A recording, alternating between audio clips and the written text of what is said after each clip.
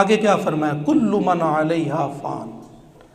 یہ آیت کریمہ اس پر خوب غور کیا کرے.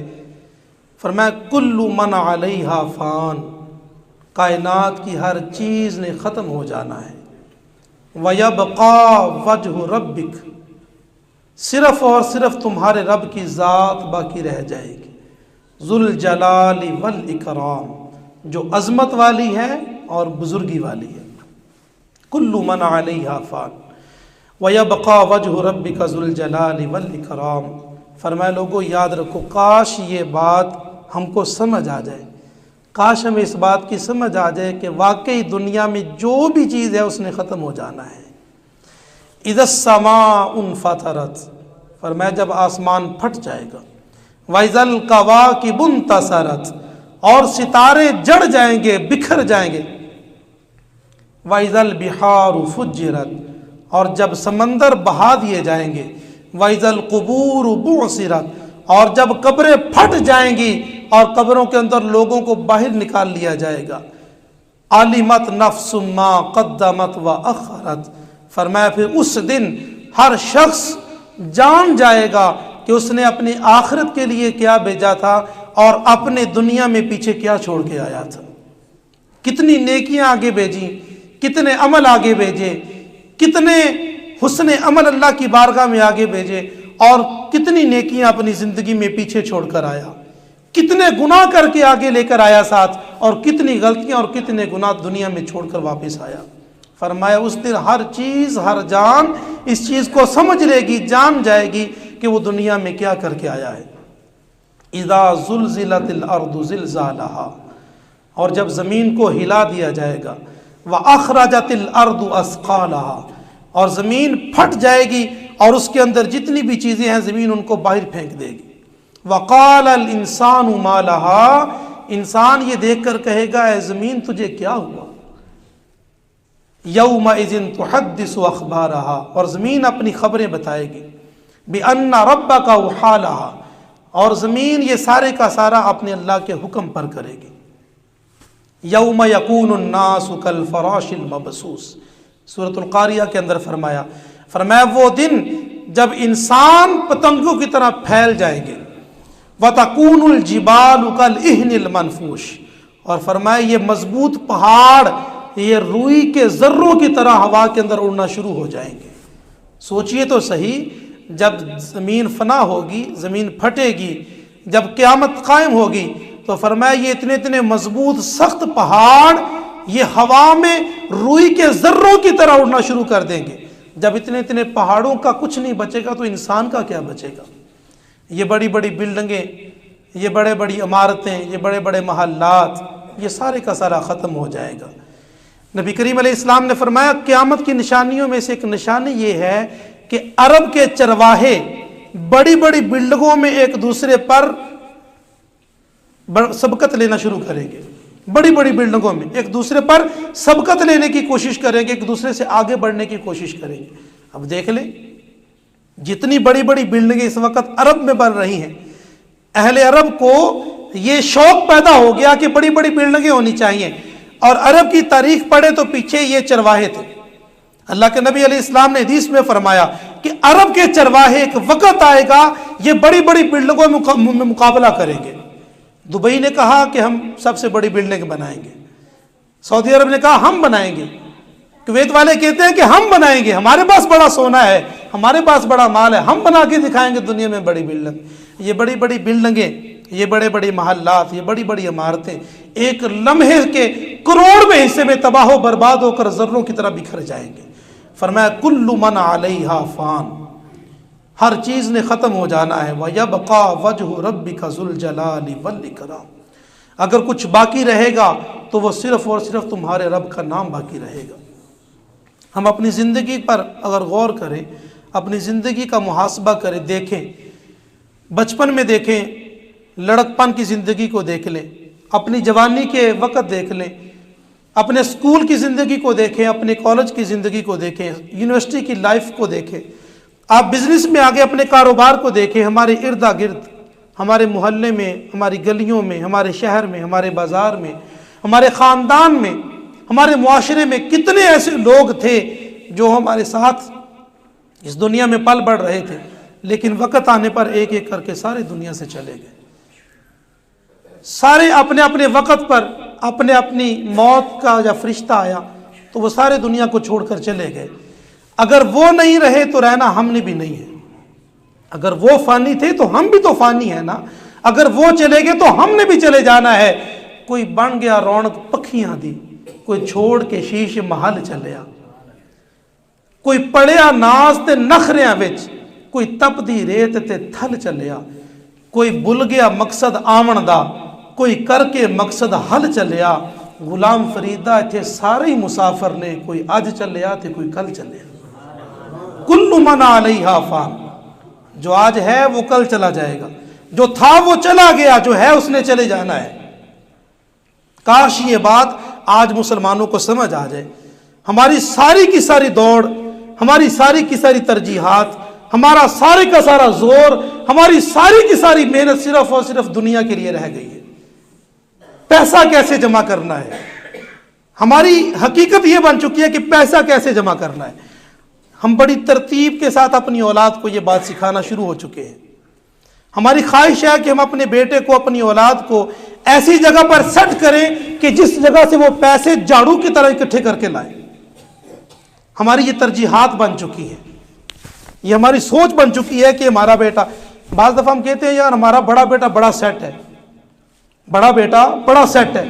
کیا سیٹ ہے جی؟ تہجد پڑھتا ہے، 5 وقت نماز کے لیے آ جاتا ہے مسجد میں، اللہ اس سے راضی ہے، وہ اللہ سے راضی ہے. کیا سیٹ ہے؟ سیٹ کس لیے ہے جی؟ بینک بیلنس اس کا بڑا ہے، بڑا بزنس ہے، ایکسپورٹ کرتا ہے، امپورٹ کا بزنس ہے، بڑا سخی ہے، بڑا وہ سکون میں ہے، بڑی زندگی اس کی مزے کی ہے، بڑا سیٹ ہے جی. کیا سیٹ ہے جی؟ دنیا میں بڑا نام کما لیا ہے. کبھی یہ بھی دیکھا کہ اللہ اس سے راضی ہے کہ نہیں راضی ہے؟ کبھی یہ بھی دیکھا کہ اس قرآن کے مطابق زندگی گزر رہی ہے کہ نہیں گزر رہی؟ کبھی یہ بھی دیکھا کہ نبی کریم علیہ الصلوۃ والسلام کے احکامات کو سمجھا ہے کہ نہیں سمجھا؟ کبھی یہ بھی دیکھا کہ تہجد کے لیے آنکھ کھلی ہے کہ نہیں کھلی؟ کبھی یہ بھی دیکھا ہے کہ اذان سن کر ہم مسجد میں آئے ہیں کہ نہیں آئے؟ یہ سیٹ ہے ہم کہ اللہ سے دور ہو گئے، اس کی رحمت سے دور ہو گئے. فَأَمَّا الْإِنسَانُ إِذَا مَا ابْتَلَاهُ رَبُّهُ فَأَكْرَمَهُ وَنَعَّمَهُ فَيَقُولُ رَبِّي أَكْرَمَنِ. قرآن کہتا ہے جب کسی بندے سے پوچھے نا کیا حال ہے، حالات کیسے ہیں، اور اگر تو اس کا بزنس ٹھیک ہو، آمدن اچھی ہو، دنیاوی معاملات بہترین چل رہے، فَيَقُولُ رَبِّي أَكْرَمَنِ، کہے گا اللہ کا بڑا کرم ہے، بڑی اللہ کی رحمت ہے، موج لگی ہوئی ہے، اللہ کی بڑی رحمتیں ہیں. وَأَمَّا إِذَا مَا ابْتَلَاهُ فَقَدَرَ عَلَيْهِ رِزْقَهُ فَيَقُولُ رَبِّي أَهَانَنِ.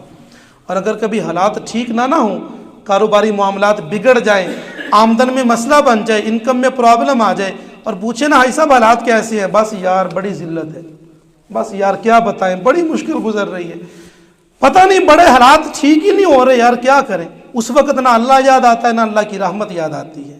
ہم نے اپنی زندگی کا مقصد، اپنی اولاد کا مقصد صرف اور صرف ایک بنا لیا ہے، پیسہ کیسے جمع کرنا ہے، پیسہ کیسے بڑھانا ہے، کاروبار کیسے آگے لے کر جانا ہے. ہماری ترجیحات میں یہ چیز پہلے نمبر پر آ چکی ہے.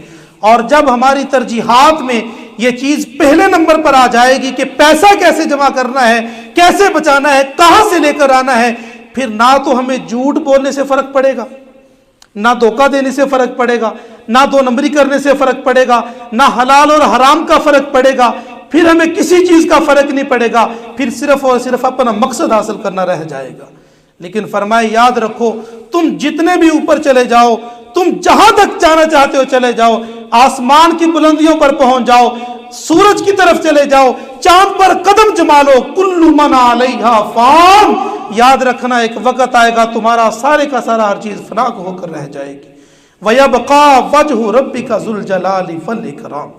اور فرمایا اگر کچھ بچے گا اس نظام میں، اس کائنات میں، تو صرف اور صرف تمہارے رب کی ذات رہ جائے گی.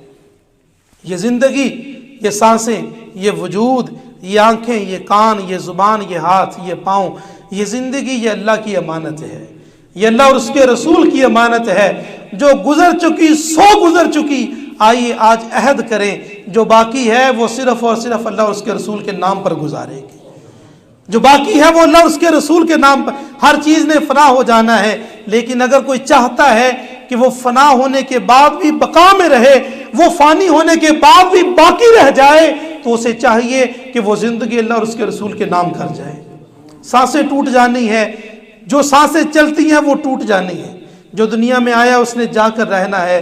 اس زندگی کے ہیں دو جہاں، ایک یہ جہاں ایک وہ جہاں، ان دو جہانوں کے درمیان بس فاصلہ ایک سانس کا، یہ جو چل رہی ہے تو یہ جہاں، یہ جو رک گئی تو وہ جہاں۔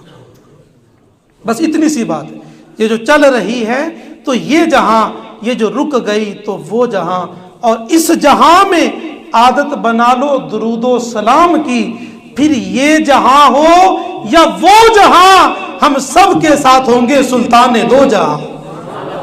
یہ زندگی اللہ اور اس کے رسول کی امانت ہے۔ زندگی کا مقصود صرف اور صرف رب کی ذات ہے، زندگی کا مقصود صرف اور صرف اس کے محبوب کی ذات ہے، زندگی صرف اور صرف اللہ اور اس کے رسول کے نام کر دے، جو باقی ہے اس کو اللہ اور اس کے رسول کے نام پر گزاریں، پھر فانی ہونے کے بعد بھی انشاءاللہ اللہ کی رحمتیں ہمارے ساتھ رہے گی۔ حضرت شیخ سعدی رحمۃ اللہ تعالی علیہ، ایک جنازہ پڑھا آپ نے، جب جنازہ پڑھ لیا گیا ایک نوجوان کو دیکھا وہ قبر کے اوپر بیٹھ کر پریشان ہے، آنکھوں سے آنسو جاری ہیں، لوگ چلے گئے دفنانے کے بعد، وہ بیٹھا ہے۔ حضرت شیخ سعدی رحمۃ اللہ تعالی علیہ آپ اس کے پاس آئے، اس کے کندھے پر ہاتھ رکھا، فرمایا نوجوان پریشان لگتے ہو، کیا ہوا؟ کہنے لگا جی اس قبر والے کی وجہ سے پریشان ہوں۔ کہا کس وجہ سے؟ عرض کی حضرت جی پتہ نہیں اس کے ساتھ کیا ہوتا ہوگا، قبر کی زندگی کوئی آسان تو نہیں ہے نا، ہم نے تو کبھی سوچا ہی نہیں قبر میں بھی جانا ہے، سوالوں کے جوابوں کی تیاری بھی کرنی ہے، تو قبر کی زندگی اتنی آسان تو نہیں ہے۔ حضرت جی قبر والے کی وجہ سے پریشان ہوں، پتہ نہیں بیچارہ کس حال میں ہوگا، پتہ نہیں منکر نکیر کے سوالوں کے جواب بھی آئیں گے کہ نہیں آئیں گے، پتہ نہیں پاس ہوگا کہ فیل ہوگا، پتہ نہیں کیا بنے گا۔ فرمایا اچھا ایک بات بتاؤ، اگر اس قبر والے کو دوبارہ زندگی دے دی جائے، اس قبر والے کو دوبارہ دنیا میں بھیج دیا جائے تو یہ کیا کرے گا؟ حضرت جی کرنا کیا ہے؟ ساری زندگی صرف اور صرف اللہ اللہ کرے گا، اللہ اور اس کے رسول کا نام لے گا، صرف اور صرف نماز اور سجدہ رکوع میں زندگی گزارے گا، اللہ کو راضی کرنے کے لیے ہر چیز کو چھوڑنے کے لیے تیار ہو جائے گا۔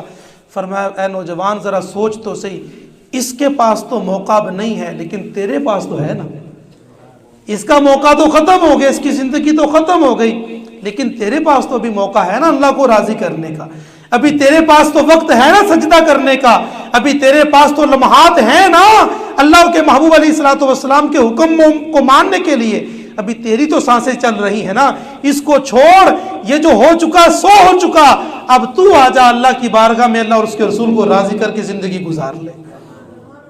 کوئی بڑے محل میں ہے یا کوئی جھونپڑی میں ہے، کوئی بڑی کوٹھی میں ہے یا کرائے کے مکان میں ہے، کوئی لٹھا پہنتا ہے یا کوئی سادہ سا سوٹ پہنتا ہے، کوئی لینڈ کلوزر میں سفر کرتا ہے یا سائیکل پر جاتا ہے، آخر موت تو سب کو آنی ہے نا، آخر میں جانا تو سب نے قبر میں ہے نا، آخر میں لباس تو سب کا سفید ہی ہوگا، آخر میں جگہ تو سب کے پاس وہی 4 گز کی ہوگی، اینڈ تو سب کا وہی ہے نا، آخر تو سب کی وہی ہے نا۔